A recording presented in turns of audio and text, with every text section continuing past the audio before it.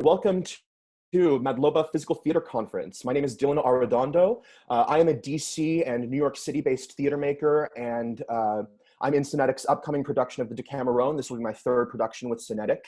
I'm pleased to be moderating today's panel for the Madloba Physical Theater Conference. This panel is titled Remastering Technique.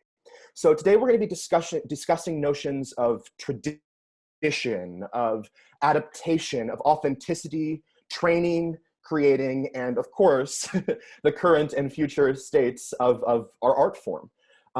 In some way, each of the four incredible artist leaders we have joining us today honors or derives their work, their processes, their pedagogies from well-established or traditional movement theater techniques. First, I'd like to welcome Becky Baumwoll. Becky is the artistic director of Broken Box Mime Theater, which is a New York City-based contemporary physical theater troupe rooted in mime technique, which has won multiple New York Innovative Theater Awards. After years as a company member, I'd like to also welcome Francesca Chilcote. Francesca is one of the newly appointed co-artistic directors of Faction of Fools Theater Company based here in DC, having previously solidified herself as a staple actor in the DC stages, a Commedia-focused graduate of Accademia Dell'Arte in Arezzo, Italy, and co-founder of the all-female clown collective Women from Mars. I'd like to welcome Dody DiSanto, who runs the Center for Movement Theater, which embodies ideals that she cultivated as a teaching protege to the late Jacques Lecoq, and is heralded amongst the professional DC theater community for her neutral mask and clown pedagogy on the faculties of Shakespeare Theater Company's Academy for Classical Acting at George Washington University and at the Catholic University of America, among other well-known establishments. Joan Schirle is the founding artistic director of Dell'Arte International, a North American hub for physical actor training, research, and performance. In addition to being a Fox Foundation and TCG resident actor fellow, she also acts in her role as senior teacher of Alexander Technique, and she's also the director, or has directed, Dell'Arte International's School of Physical Theater for a number of years, during which she designed the curriculum for their MFA ensemble-based physical theater program. In addition to each of these amazing individuals' artistic administrative leadership positions, all of these folks are multi-hyphenate artists in their own right, as various combinations of actors, directors, devisers, playwrights, teachers, authors, poets, clowns, dancers, and more. But today, we unite under the shared moniker of physical theater artists. So let's give a big welcome to these four folks. Yes, I mean, we'll insert applause sound cue here, or audiences, go ahead and insert the sound cue in your imagination. How thrilling to be having a conversation, may I also add, with four femme-identifying artistic administrators. That's also, I think, really exciting. Great, so where do we start? Remastering technique. I'd like to start, if you could tell me a little bit about the companies that you represent, or the institutions that you find yourself the figureheads of. And this can take the shape of how this institution came into fruition and how it came to be, or it could also just sort of be kind of an outline of what your focuses are, what your goals are, and what your missions are. So I'd love to throw it to Becky first. That's so all right. Hi, thank you so much for that fantastic intro. And it feels so good to be in this company of fantastic women and badass practitioners. My name is Becky Baumwoll, as you said. So I run Broken Box Mime Theater. We started in 2011. We became a nonprofit in 2014. It's kind of our trajectory. And we're based here in New York City. We're an ensemble of right now 15 company members who all are very diverse actors in their own right. Actors, all those hyphenates that you were talking about, Dylan, all exist in the company. And we operate as an ensemble. So 4 of the company members also lead our administrators, and our board is a fantastic group of about 9 people. We have advisors, etc. So it's really community focused. The mission is to activate the imaginations of our audiences, contemporize the art of mime, and remind us all of the power of simple storytelling. So our technique, I would say, is based in pantomime, in Etienne de Croo, in Charlie Chaplin and Buster Keaton, and Marcel Marceau, and on and on and on. Our job is to sort of come at it from an authentic place as contemporary artists who aren't all white Frenchmen, and figure out like what it feels like to create story without any props or words or sets. It requires a really, we'll talk more about this I'm sure, but it requires skills of essentializing theater that process really lights us up. And also when you leave so much empty space and empty objects, invisible objects, the audience really is the final playwright. They fill in the blanks. So that kind of connection with the audience is what drives us. Our style is based in American naturalism, realism of theater.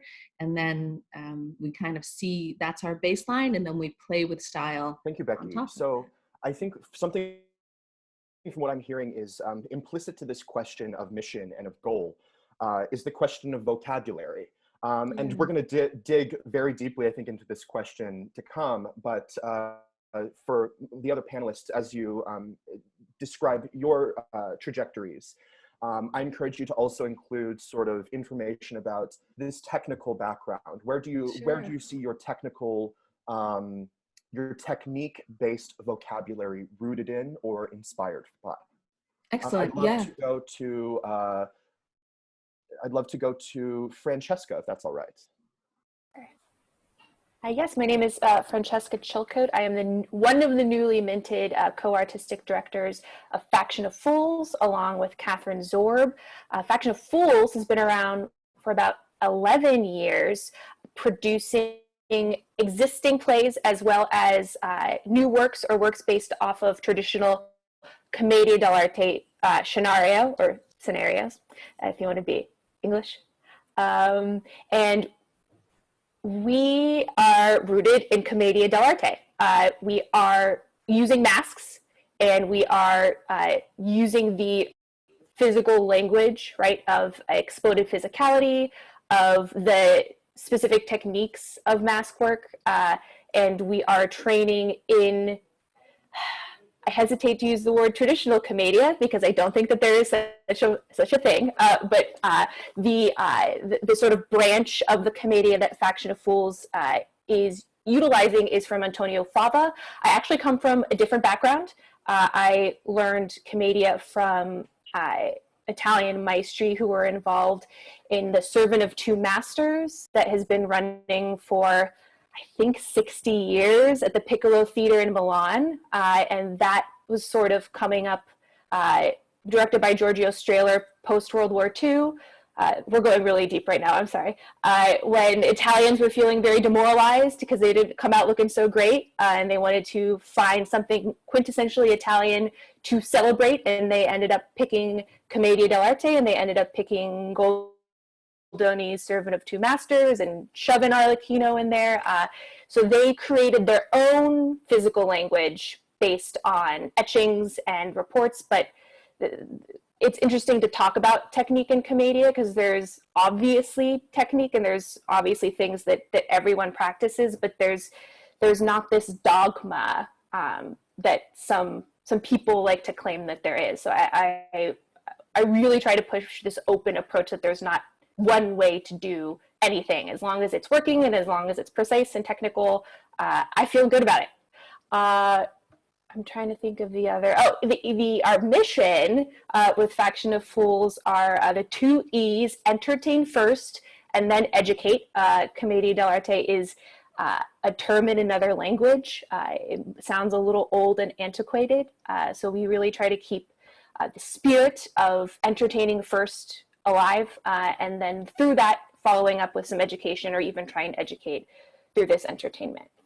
We are 2 co-artistic directors right now, and we have 4 executive fools, which are rounding out our other staff. And these are people who've been company members for a really long time, who stepped up and said, I want to help run the company. And our current ethos is if you interested in doing the art, you should also be interested in doing the work of crafting the mission, but also of making it happen. And I have a feeling this is going to be a theme throughout the day, but it's very important to me that people feel on board artistically as well as in terms of running the company, because I don't think actors necessarily grasp how important that is and how you actually can craft the art through the running of the company and making sure that everyone feels empowered and as if they have a voice in this. And I think a lot of us are working in this sort of traditional company model, and so we're sort of trying to bring some of that into the way that we're running the Excellent. company. Thank you so much, Franny. Francesca, what I'm gathering from really sort of the structure of your organization is this onus on community.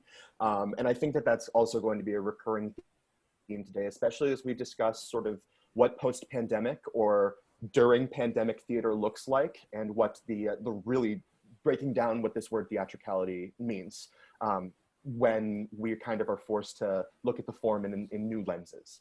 I'd love to throw it now to Dody DiSanto. If you could tell us a little bit more about the Center for Movement Theater, please. Dody, could you unmute, please? Hey, here I am. Is this actually my very first foray out since the pandemic? So I feel like I'm a little inarticulate. I have not been roaming around interfacing for a couple of months now, but hi, it's really so really nice to be here. Thank you so much for including me in this panel. The Center for Movement Theater is something that I've put together. I'm pretty much, I will call myself a one-woman show. I've been working 40 years as a pedagogue primarily, with some forays into ensemble creation. Had a company in the 90s called Membrane Ensemble, and most of what I do is teach. I'm a pretty dedicated pedagogue, but I also am a movement specialist and have been up for a couple of Helen Hayes Awards for some movement work in the recent years. I studied under Jacques Lecoq in the mid-century, and it is based, going back further than what Francesca was talking about, back to Capot.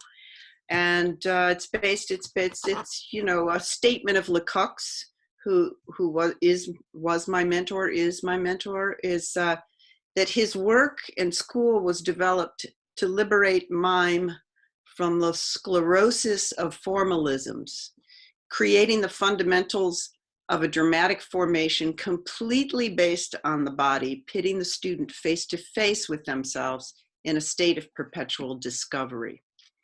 So the approach is completely through the body and the body wisdom, the development of the rigor, physical rigor of the body in order to understand and be able to translate the information that comes from a naturalist philosophy, that we tap into empirical observations of nature in order to understand through a micro-macro phenomena how much we actually really know about life, and therefore that becomes source material for how we translate our work onto the stage in translating what it is, this human experience, since we are the conduit between earth and heaven, and we hold all the information. So that sounds like, I think, a philosophical mouthful, but that's pretty much in a nutshell what I'm dedicated to. And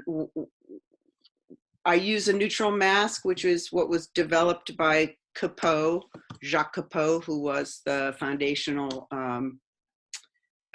instigator of this entire approach. But it was the turn of the century then, and they were understanding more about trying to come out of the mechanical age and move into an understanding, a more primitivist response back to the body. So it's very interesting because we're posited in a similar circumstance now, only it's not mechanical model, it's technical, it's technology. And certainly under the circumstances of the pandemic, Mother Nature has spoken. you know, it's time to rebalance. So this is all going to be very helpful for me to get into a discussion with my colleagues of just where are we headed now, and how do we continue this conversation of training bodies to respond given now the circumstances of distancing. So thank you so much, Dody. That's definitely something that we're going to dig into today. Of this notion of balancing is also something I want to circle back to. But first, I'd like to go to Joan Schirle.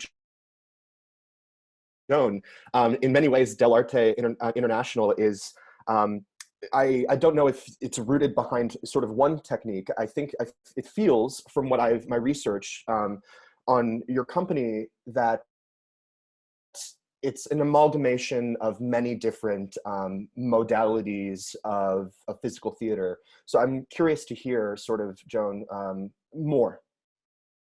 It's hard to encapsulate almost 50 years of work into a couple of sentences, but let's see how well I can do. It's easy to think of an amalgam as a hodgepodge or a stew. And at one level, I like to look at us more as a work in progress, a weave of things. And the first, the strands of that do come from a bunch of white French guys. That is true, including Copeau and Carlo Mazzoni Clemente, who co-founded Dell'Arte with his wife, Jane Hill, was an Italian white guy. And so all that thread of 20th century, which goes back, of course, much further than them, came to America through Carlo when he emigrated here in 1957. And he named himself 4 masters. His masters, he said, were Lecoq, Barrault, Marceau, and Decroux.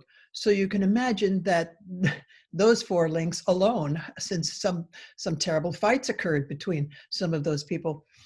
So he also came out of Italy. And as Francesca said, commedia was really reinvented at the end of the Second World War. And Carlo was part of that reinvention, part of the group that formed around Padua University and then around Strehler and Lecoq's presence in Italy. But when he came here, he said, I did not come here to preach the gospel of commedia. What he believed about it, and which has stuck with us, are the things that we still consider really important about commedia, which is topicality, the work with masks, the work with the body, the work with stock characters, devising improviso, the ensemble spirit, and professional work. So what happened when he came here was that he became enamored of American traditional work. And that to him was jazz music, tap dancing, musical theater, so that when he and Jane started their first summer festival and started actually producing work, they were producing Shakespeare, they were producing musicals based on Shakespeare, like Kiss Me, Kate. They were producing works about the American experience, everything from Tom Sawyer to a version of The Tempest called The Dust Storm, which was based in Western Americana. So with that, that's one set of threads all coming together. Then you have the formation of the Dell'Arte company, which in 1976, after the original Dell'Arte had kind of split up, Carlo, I, and John Paul Cook started a new company called the Dell'Arte Players Company at that time. And here was some other set. I didn't have Lecoq training. I had dance, mime, and Alexander technique training. And when we started gathering other new ensemble members into this company, and I'm encapsulating time here, they came from other backgrounds, including circus, including traditional American acting, and Carlo's own work when he came here and worked at the American Conservatory Theater and Carnegie Mellon. He became interested in his school, was also going to have voice, Alexander technique, martial arts, I forget what else, but these are things that influenced him when he came here and saw how people were training in actor centers here. Oh gosh, fast forward. So when we started making work, we were doing not just mime, not just devised movement pieces, but we started making plays as well. And as time went by, and we became more connected to our community, the whole idea of theater of place emerged in what we were doing and became very important to our subsequent work. More years go by, and the importance of community-based work becomes really important, as does connecting to the indigenous people of this community. And I would say, like for many people, probably conversations now about equity, diversity, and inclusion occupy a huge part of our thinking and our company meetings going forward. How do we apply what we're doing to the ideas of social justice in a way that doesn't necessarily make us do work that's polemic, but how do we enact that in our company life, in our training life? So then we have our school going along at the same time as the performing work. I'm sorry, it's just, like I said, it's so hard to encapsulate so much work in so little time.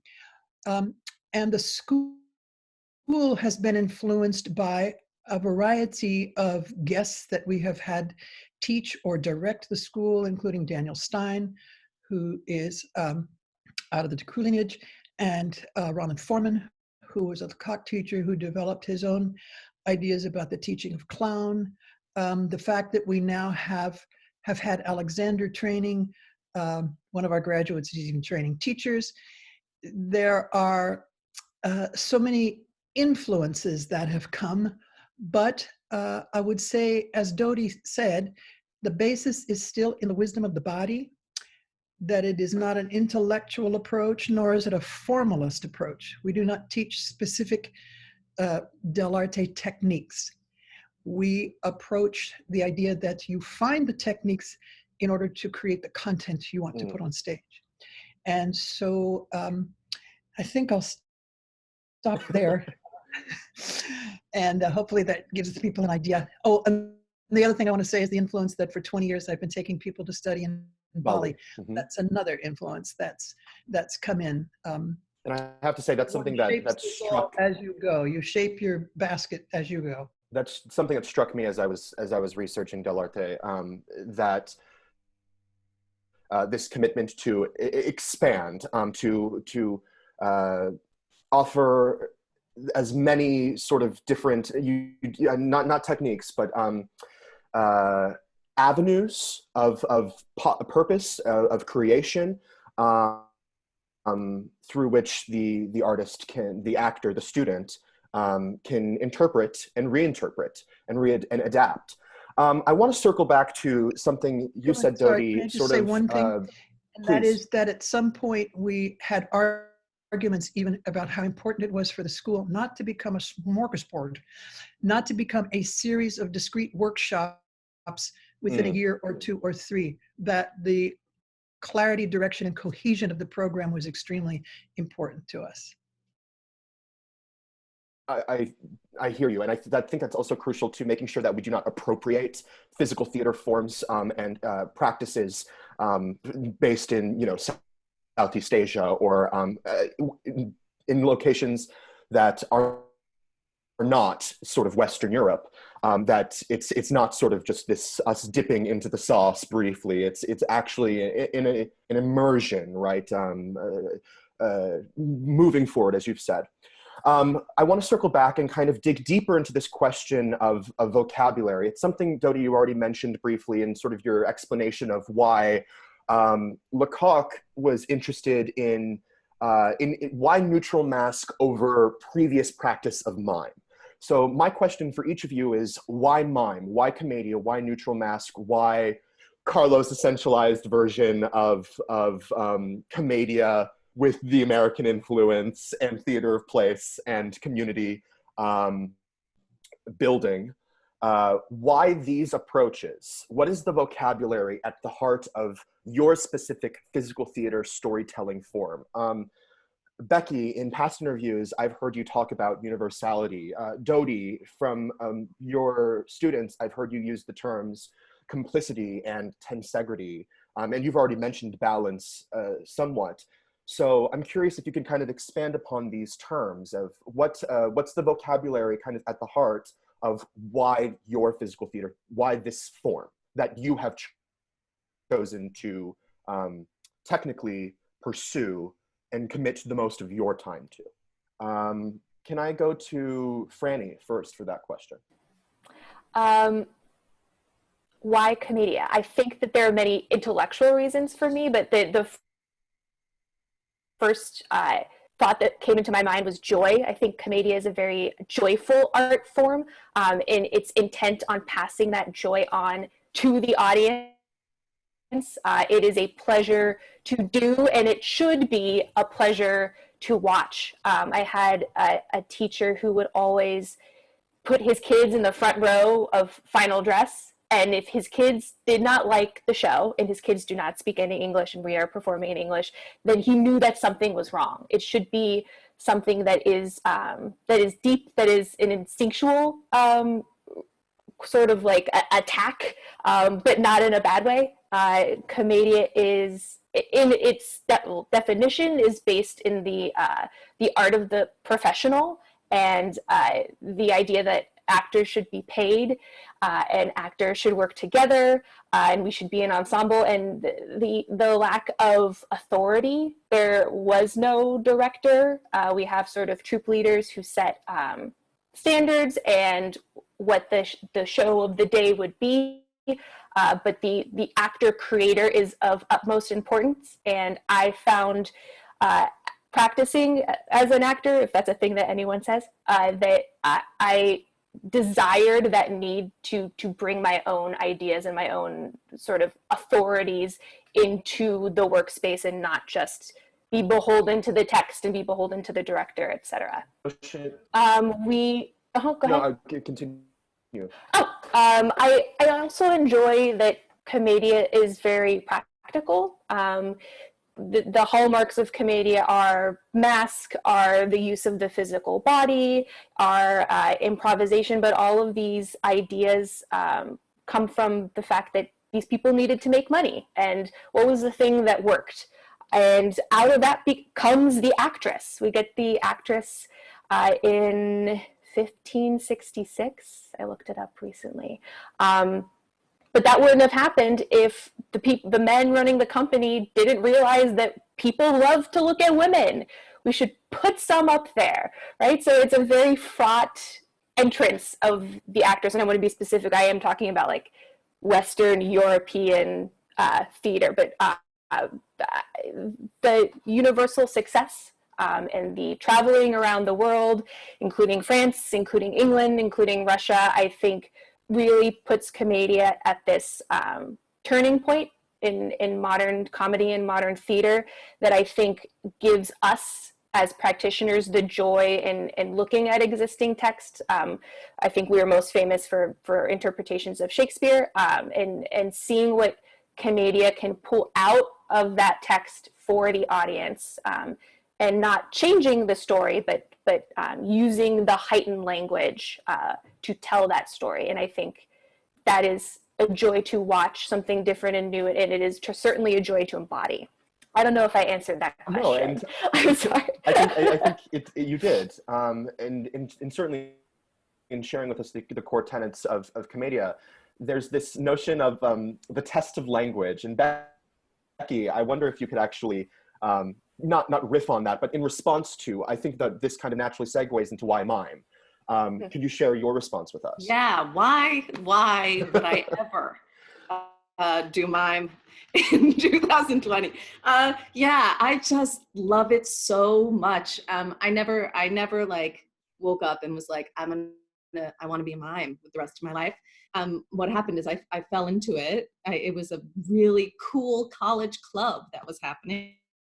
I auditioned for it, and it like totally changed my idea of what storytelling was. And that's why I do it, because the concept is just like, let's really limit our palette. Let's really, really limit the tools we have, and then see what ingenuity, what innovation can happen when you take away some classic tools of the storyteller. And what happens, in my experience, is then it is impossible to lie. Like the audience can sniff out someone who isn't being authentic or truthful, which is what I love about theater anyway. A performer and a writer like must be thinking about their audience, because I'm literally creating an empty space for you to fill in, like I said before. So I think of a mime in Broken Box, at least. I can't speak to all mime, of course, but in our company, like the stories we tell, if we do consider the audience really thoroughly throughout the entire creation, we're rewarded with a better story.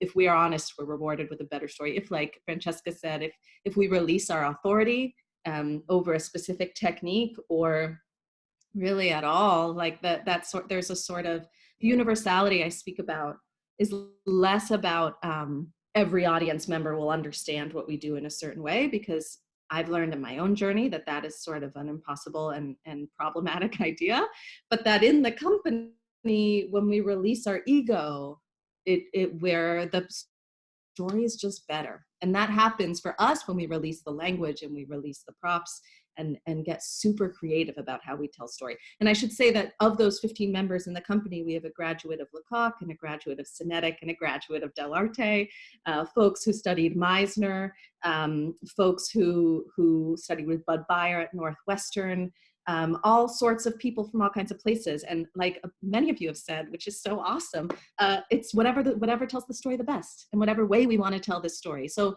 we're really, really narrative driven, which is ironic because we have no language, but that's the cool thing, that the audience comes in and they're like, how are they going to tell this like epic story about like a sci-fi adventure without any language? And then you realize not only can the body do that, but there's no bells and whistles. Like essentially the lesson you're learning, that sounds condescending, I don't mean it that way. The impact we want to make on the audience, I think, is that I'm seeing this story, oh my gosh, so much can be told with a body. Wow, my body holds the same power to tell story. Yeah. Becky, right off the bat, I hear you in your approach talking about seeing limits as opportunities. And of course, I think that it's crucial right now in our moment that we take necessary reckoning time and necessary healing time, because we're a people in crisis, a people in trauma, collectively experiencing this together. However, at the same time, I think that a lot of people right now are talking about post-pandemic theater. And for me personally, I don't think we can describe what post-pandemic theater is going to look like unless we talk about what the theater of right now looks like. And right now, we are yet again kind of placed in a moment where we get to question the form of theater and look at these limits as opportunities, which is so essential to what I hear from what you're sharing with me about the Broken Box approach. I'd love to go to Dody. Dody, I'm curious about your experience of personally, I mean, I understand Lecoq's progression from Mime. I'm curious personally what calls to you about the forms that you choose to share in your classrooms. Well, I'm trying to, it does boil down to the body and to the body wisdom and to the phenomenal reservoir of information. Once you head down that well, you can just continuously go deeper and deeper, seeking. I mean, it's like the I Ching, the well, you get past the dirty edges of the well to the deeper, clearer water. In 40 years of teaching, I find that that the longer you insist and stay with the simplicity and the essentials of what the body has to offer, the more you get to the crux of the depth and breadth of the material. It's, what I teach is a theater of creation, and it's a very interesting thing for me to be in the market of DC all these years, which is way more based on traditional theater, on scripted theater. So I am continuously have been in a dialogue educating people who to this place of not knowing, this triangulation of space, force, and rhythm, which is basically boils down to push and pull. Every action is push or pull. So the legacy of which is very simple, and therefore, under the circumstances today, makes me say, sit forward and say, you know, people still listen with their bodies. That's how we receive. We listen with our bodies. The truth comes through movement and through the what I call spatio-temporal reality. It's the action, and what the action beckons in the physical, visceral vessel of a human being. The exchange in theater is physical. So the legacy, that's the legacy I'm sitting on, is as Joan said, it's an approach. It's not a methodology. It's not a technology. It's not a technique.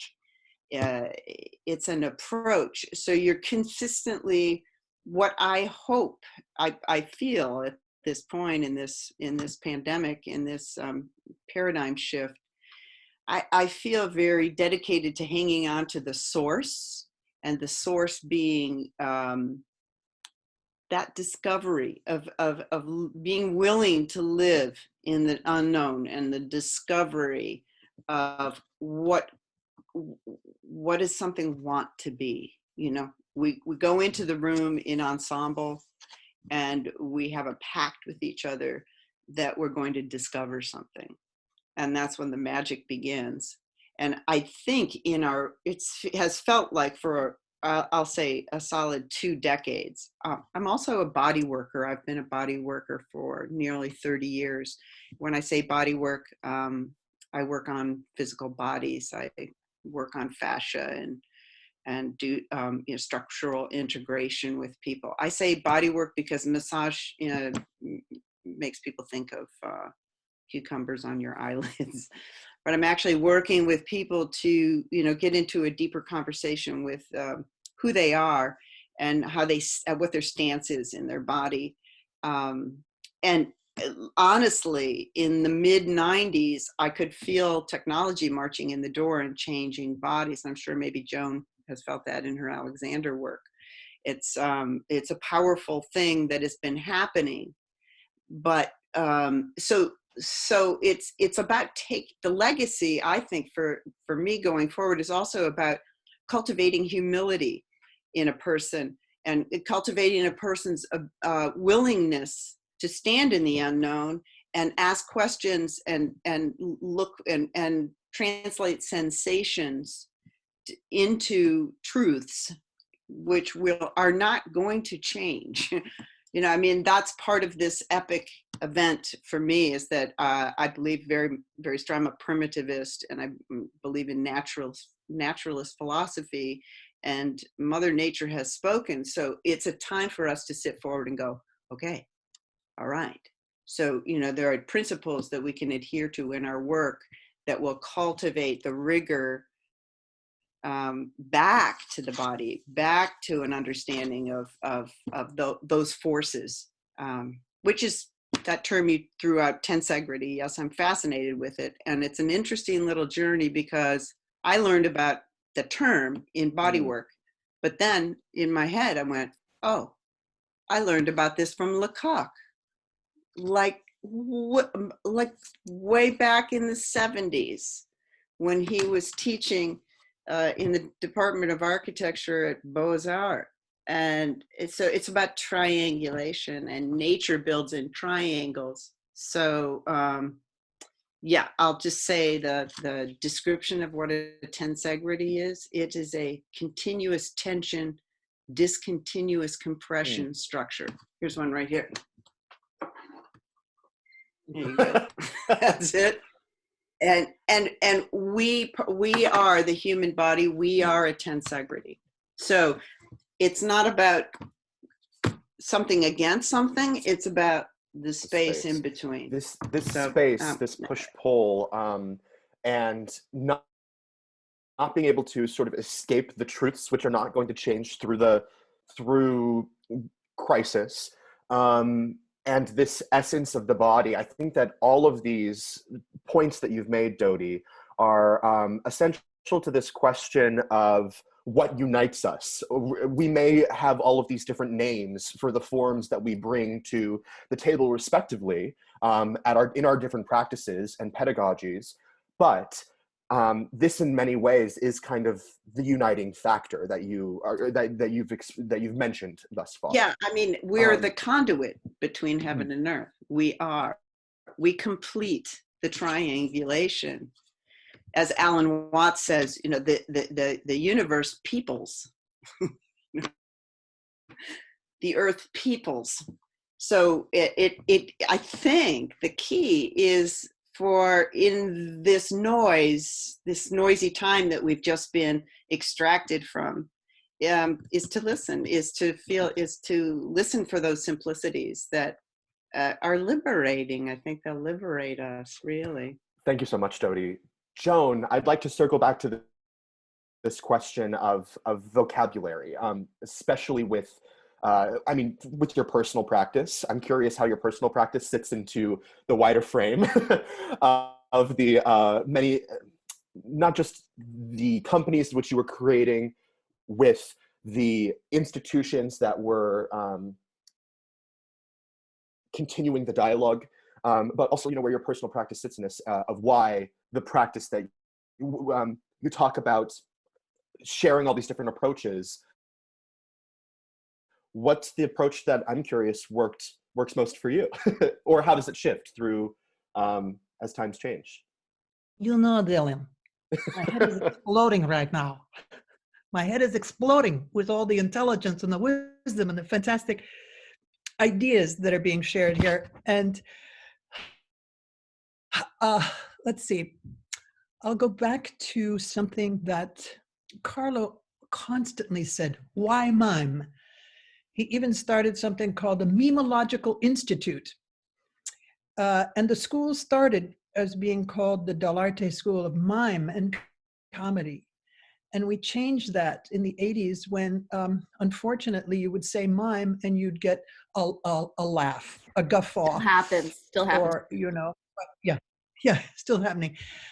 But why mime? Because what all of us do is mime in the big sense. It is about and Becky everybody's alluded to this, it's about coming out of the silence, the darkness, and the empty space. And Carlo always talked about that in relation to Peter Brook, that is the basis of how theater starts. The actor out of the silence, darkness, and empty space approaches an audience. So here we come to the journey of self-discovery, which Dody alluded to, because that is the essence of the work. And that's true even in Stanislavski and Meisner and any of that, where people I know who work in the film industry, it's all about trying to get the actor to acknowledge who they are in front of the camera. So what we're doing in a different way, because we're in a larger space, we're in a space where the visceral matters much more. My breathing, when I'm in a live space with an audience person, affects how they breathe. And so this journey of self-discovery, I think, is at the heart of the vocabulary of our pedagogy, without saying it's a therapy of any kind. It's not. It's an education in becoming a professional. But my personal practice is very much grounded in the Alexander technique, which I started when I was quite young out of a dance background. And I continue to both teach that and practice it because it's a lifetime's work. You don't ever stop thinking about, oh, am I tightening my neck and my jaw just to talk to you guys? Perhaps. Well, perhaps I can do that as a character without tightening my neck or my jaw so badly. In terms of what is what else goes around that? Because I'm older now, I do not go into the studio every day and work. I do yoga 4 times a week. I walk. Of course, now we're not doing anything. I'm about to teach a class online when we're finished with this. And that is a challenge. And I just got a letter today from Paola Coletto, who has a school, has had a school. She's another person from the Lecoq pedagogical line, saying it's not possible to teach this work online. Our own school director, Lauren Wilson, just put out a letter yesterday saying it is not possible for us to do a program that is a residential 1 year, or in the case of our MFA, 3-year study, it is not possible to do that online. It requires the real space between us, the truth of the space between us. And Dody alluded to truth. There are truths. And in this time of sort of moral relativism, yes, a tree is vertical. And if I touch that tree and I push back against it, there is truth in that. There is truth in gravity. So these truths are difficult to try to communicate through this technological interface. And I think that's what almost everyone I know in theater, I've been listening to Siegel Talks and some other discussions online. Everyone's struggling to figure out, can we, should we, why don't we try this? And there's a huge amount of trying and improvisation going on, which is one of the gifts we've all taught ourselves to be, is flexible and Moliere-ish. We're taking our good where we can find it. But there is a limit to what the practices that we engage in can be transmitted without being in the real space with a real body. You know, you can't see the back of my head. I can't see the back of anyone's head on this panel. I can't say, and if I ask you to turn around, then suddenly I'm distracted by the space behind me because it can't be my partner in this reality.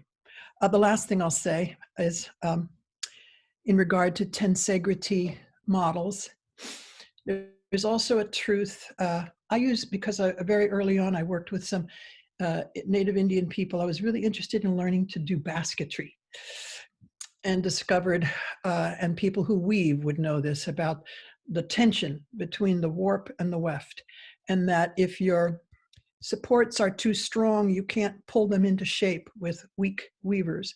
And if your weavers are too strong, they will pull this basket out of shape and you will have a distorted. But if everything is in balance, not only do you have an extraordinary container, you have a total understanding of the balance, the play of forces, which is what this work is about too. Forces between characters, forces between energies, between the natural forms, and blah, blah, blah, blah, blah, blah, blah. I must stop now. No, by no means. You can't stop pedagogues, you know? I'm sorry.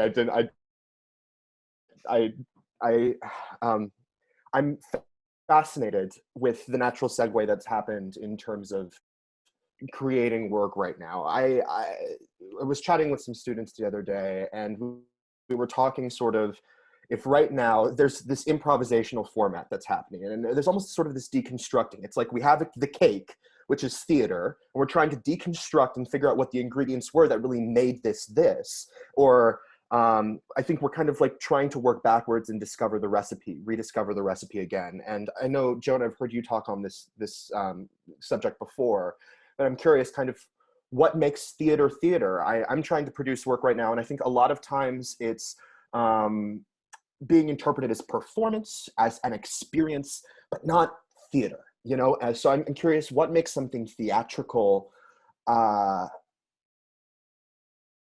not just, you know, physically theatrical, but theatrical? And I'm curious if anyone has a response or has an opinion. I'll give you a quick answer, because my friend Skip Mercier, designer, wrote and said, Joan, I'm putting together, compiling, and you tell me in 10 words what is theater. And it rather stumped me, actually. And the best I could come up with was real people in real space in real time. And that's probably 9 words, or I don't know. I got it to 10. But that's not all, because when I think of theater, I think of drama. And drama is tensions. And it is the push and the pull of life around us. So, sorry. No, this is open to the full space. I'll say that I think that it is that tension that we're talking about, because there's the tension between you, the actor, and the other actors, you in the space, you and the audience, right? But it's really the audience that is somewhere in, it's you, your partners, the play, the props, the space, and it's the audience that is the missing link. So to me, it's that's the health of it. It's very curious at this point, where everybody is such an important individual. You know, we've come into the time of me. Everyone's important. Everybody carries a cell phone. I call it your private sun. It's your light that shines on you. And so I think it's pretty potent moment if there could be a mass humbling of people who realize that we actually need those conversations. We need to be in the room. We need to be in a room with other people, experiencing something that is common to us, but also something shared by everyone else. Do you know what I mean? So that we live in that, we live in the expansion of that unknown, and that we come to the theater to answer questions that have something to do with more than just our private individual world. Yeah. Especially since we're in this zone of isolation, in the ritualized space that we are living in right now. It's just exacerbated. Becky, Franny, anything that you would like to, Francesca, go ahead. It's interesting because the question of what is theater led me to me going through what I've been imbibing for the past couple weeks, and then asking the question, like, well, what isn't theater? And I think some of this has already been covered, this idea of forces of like the essential energies of people in a room, the community. I think there's something really interesting about a bunch of strangers in a place because they've agreed to be there. And there's something interesting about when people watch a show, they all of a sudden drop their own personal masks and lose everything that they have to put on to get through the day. And I'm certainly not doing that now because I can see myself, not that this is theater. And there's something interesting about examining what the theater can offer that the television cannot. Television is great. I've been watching so much of it, but there's something about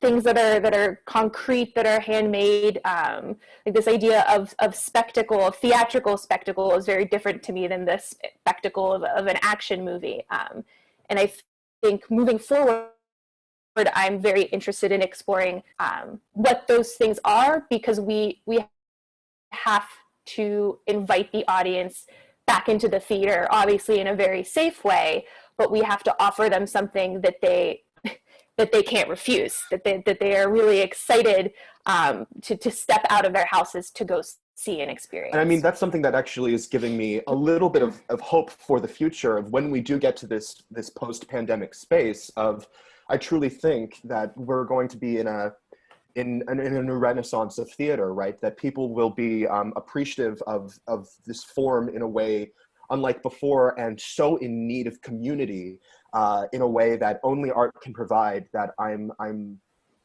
hopeful for where art will be then. Becky, would you like to expand? Sure. Well, yes, hashtag artists are essential workers, completely. I think this is a time where the artwork that's created, and there's so much of it being created, and this improvisation everyone spoke of, the art that is created is going to necessarily be essential. I mean, I think there's no like room for filler in this time. It's exposing everything. It's also exposing, for better or for worse, you know, as people ask for donations so that their theater companies survive, the people who treated their communities well are the people who will receive those donations and survive, I hope. I mean, I think it's exposing that too, that there's the relics that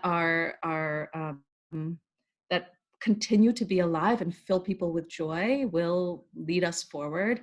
And the parts that are, there will be parts that are released as well during this evolution, I think. And I'm curious to see how it leads, but I do feel that there's this question of like, what is theater, is actively in everyone's mind in a way that it was in many of us before. I mean, anyone who's an actor in this country must ask themselves constantly, why am I doing what I'm doing? Because it's not easy. But I think it's really everywhere right now, that question. And therefore, the art that is created will be potent and new and drawing on traditions that have inspired people.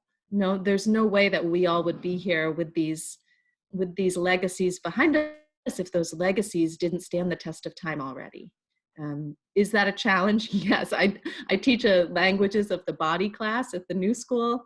Physical storytelling happens next semester. I don't know exactly how that's going to happen.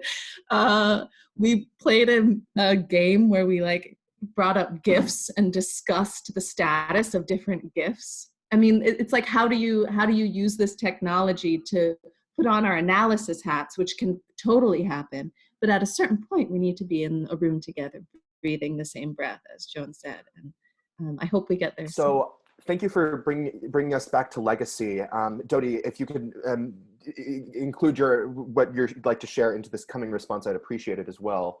But to wrap up this afternoon, my last question for the group is circling back to the question of legacy. One of my, I also work in visual art, and one of my favorite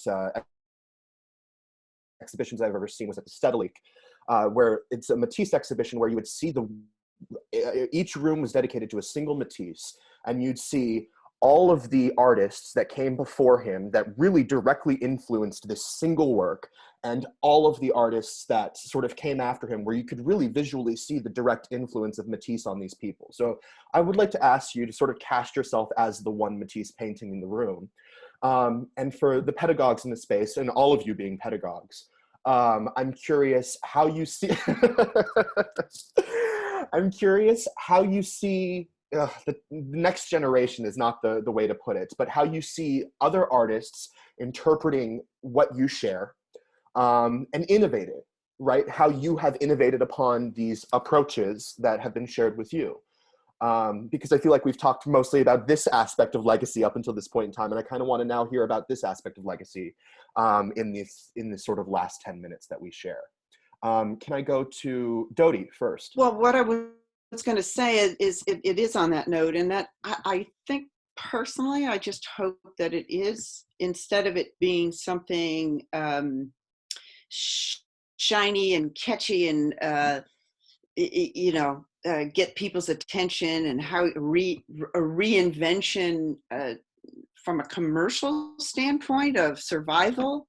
I personally hope very much that it instigates a return to primacy.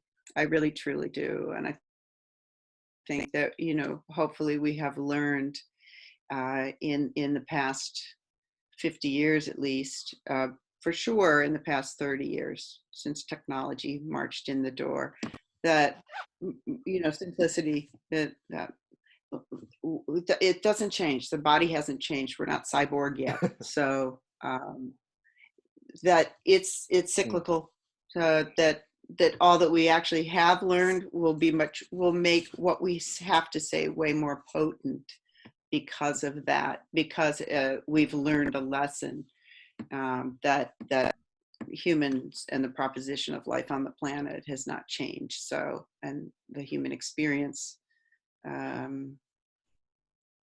sharing that simplicity, I think, is very meaningful, whether it's through the laughter of Commedia dell'Arte or the complexity of performance art, or, you know, whether it's words or no words. I think that's how I feel for me, that the legacy going forward stands on the foundation that has not changed.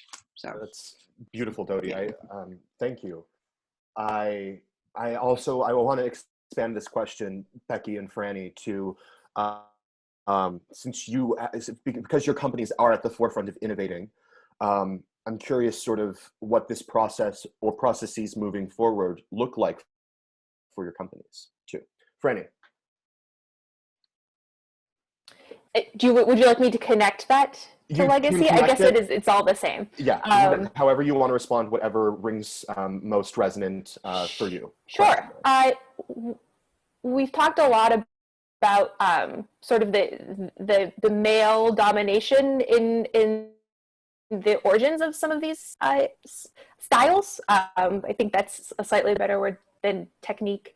But the commedia is very historically centered in a power structure and a political structure that no longer exists. And I think it's a very, people have not changed, but the way that people exert power on each other, I think, have certainly changed in the modern era. So I think the legacy of commedia that I am personally interested in is the way to approach characters, the way to approach status, and the way to make theater for the people. It is a people's theater.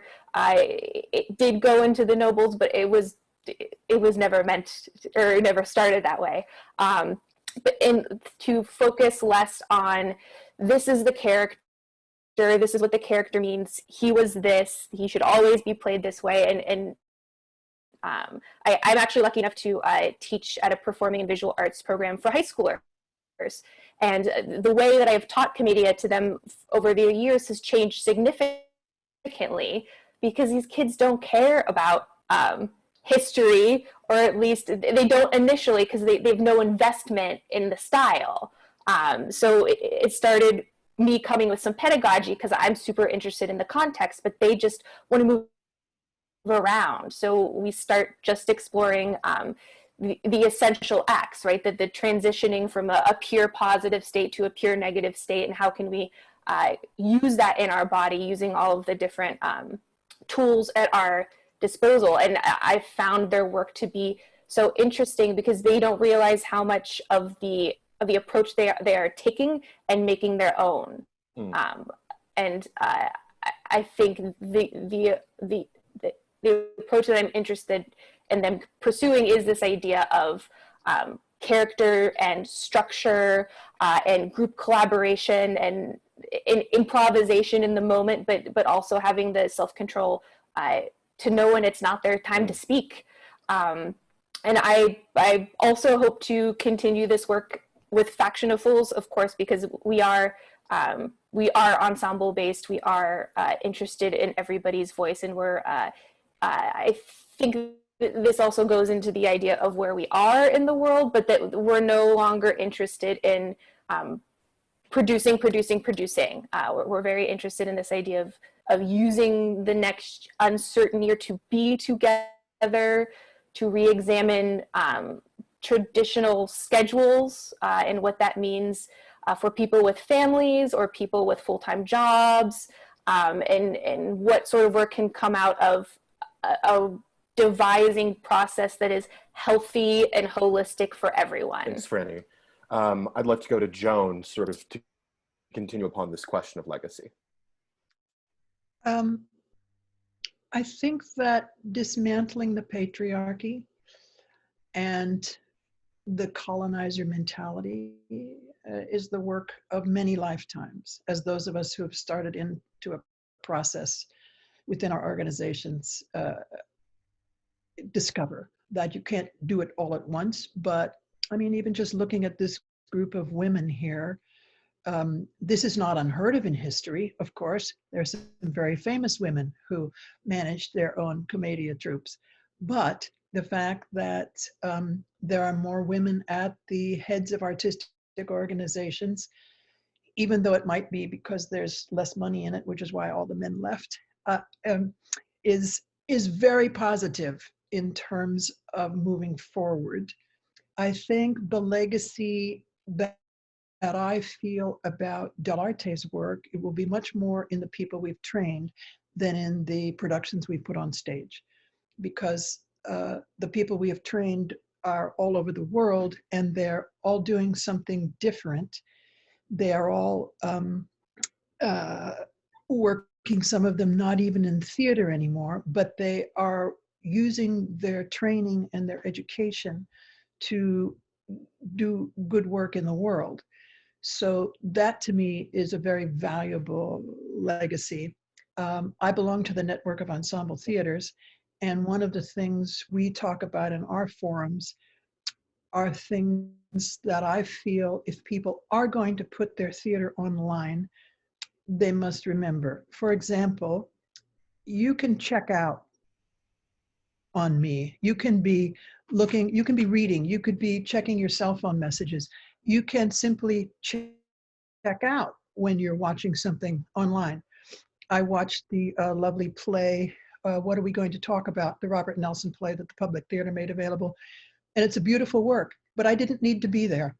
I could be making my dinner while I was listening, watching to those actors work, because it was as much an intellectual experience. It wasn't an embodied experience for me. But on net, when we have a meeting, we all agree to not multitask, to not check out, to try to stay present with what's happening. And this is very difficult because it's difficult enough in life. And part of what we all, I think, do in our trainings is try to teach people not to check out mentally, as Patsy Rodenberg says, to be in second circle with each other, to be present. And that's what all the mindfulness work is about in actor training now. So I don't know if I'm answering a question about legacy or not, but I think that Commedia will go on forever because it's about human nature. It's about power structures. As Francesca said, it is about status and who has control. And that will always be worth enacting for people, to give them a laugh and to make them think as well. And Thank you, the Joan. work of the body will be important forever, as long as we are not cyborgs. That's another realm, but yes. You bring up this notion of